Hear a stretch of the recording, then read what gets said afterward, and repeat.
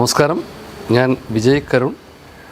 IB Satheesh എന്ന MLA ജനപ്രതിനിധി കാട്ടാക്കട നിയോജക മണ്ഡലത്തിന് ആരായിരുന്നുവെന്നും ആ നിയോജക മണ്ഡലത്തിന് MLAയെ സംബന്ധിച്ചും ആ നിയോജക മണ്ഡലം എന്തായിരുന്നുവെന്നും കഴിഞ്ഞ 10 വർഷത്തെ കാട്ടാക്കടയിലെ മാറ്റം നമുക്ക് നന്നായി വ്യക്തമായി കാണിച്ചു തരുന്നുണ്ട്.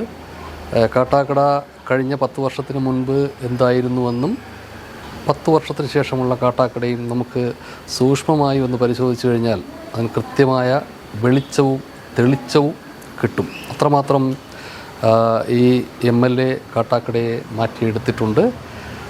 മാത്രമല്ല, കാട്ടാക്കടയിലെ കാട്ടാൽ പുസ്തകമേള എന്ന ഒരു നവീന ആശയം, കാട്ടാക്കടയുടെ സാംസ്കാരിക വിപ്ലവത്തിന് തിരി തെളിയിച്ച ആ നൂതന ആശയത്തിൻ്റെ മാസ്റ്റർ ബ്രെയിൻ കൂടിയാണ് IB സതീഷ് എന്ന MLA.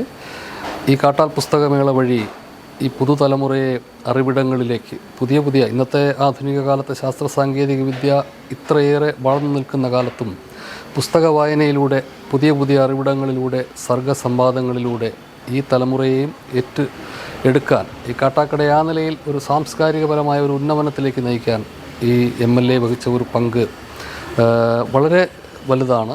മാത്രമല്ല, ഒരുപക്ഷെ ആരും ആ നിലയിൽ രാഷ്ട്രീയപരമായോ സാംസ്കാരികപരമായോ ചിന്തിക്കാത്ത തരത്തിലുള്ള പുതിയ നൂതനാശയങ്ങൾ നടപ്പിലാക്കാനുള്ളൊരു പ്രത്യേക സർഗസിദ്ധിയുള്ളൊരു MLA കൂടിയാണ് IB സതീഷ്.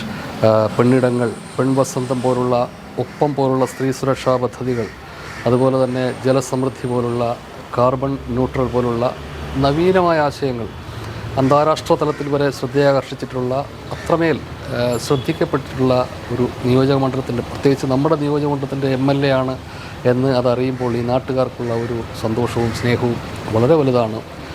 അതുകൊണ്ട് തന്നെ ഈ കാട്ടാക്കടയുടെ ഈ ഇത്തരത്തിലുള്ള എല്ലാ സകല മേഖലകളിലുമുള്ള സമഗ്രമായ മുന്നേറ്റത്തിന് നിലവിലുള്ള ഈ ആശയങ്ങൾ കൊണ്ടും അതുപോലെ നടപ്പിലാക്കുന്നത് കൊണ്ടും, സ്കൂളുകളാണെങ്കിലും ശരി, ആരോഗ്യ മേഖലകളിലാണെങ്കിലും ശരി, ഇവിടെ ഉണ്ടായ ഈ സാംസ്കാരിക വിപ്ലവം തുടരുന്നതിന് വേണ്ടി തീർച്ചയായും പ്രിയങ്കരനായ IB സതീഷ് MLA തുടരേണ്ടതുണ്ട്. IBക്കൊപ്പം നമ്മളും നിങ്ങളും ഈ കാട്ടാക്കടയിൽ ഒന്നുചേരണം എന്ന് മാത്രമാണ്, ഒപ്പമുണ്ടാകണം എന്ന് മാത്രമാണ് ഏറെ സന്തോഷത്തോടെ എനിക്ക് പറയാനുള്ളത്.